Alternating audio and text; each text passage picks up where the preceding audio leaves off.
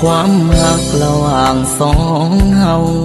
พอถึงข่าวแม่เจ้าให้ไปขอสินสอดของอ้ายบ่พอขาดใจแท้นามีแต่ตัวกับหมากหัวใจพี่มอบให้กับคำสัญญาคงต้องต่อเวลาหาเงินเพื่อไปขอเจ้า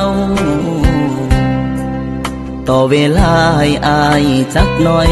เด้อคนดีหักสองเฮาคงไปได้ดีตามแผนที่วางไว้มีแต่หักแม่เจ้าคงบ่เอาเพิ่นก็อยากให้ลูกสาวสบายจำเป็นต้องหยุดพักไว้พักใจสู้ข่าวต้นทุนของอายบ่คือเขาหักสองเฮาอย่าให้มันจางลงขอเพียงให้เจ้ามั่นคงต่ออายคนนี้เงินพ่อมือใดอายสิไปขอแต่งลาคำแพงฝากบอกพ่อกับแม่อายหักเจ้าหักจริงหักแท้อายให้สัญญาขอเวลาอีก2-3 ปีหักษาของดีเสื้อไผ่เด้อ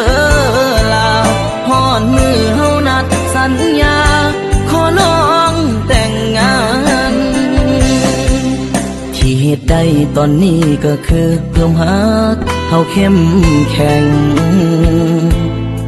อย่านอกใจอย่าให้ไผมาแซงแทนที่ห่าง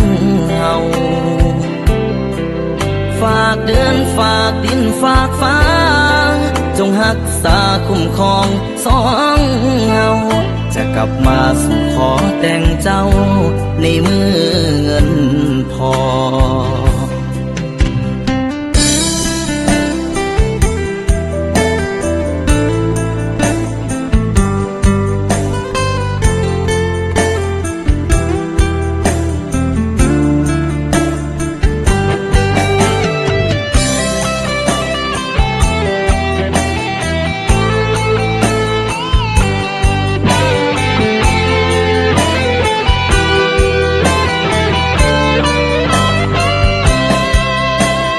ทุนของอายบ่คือเขา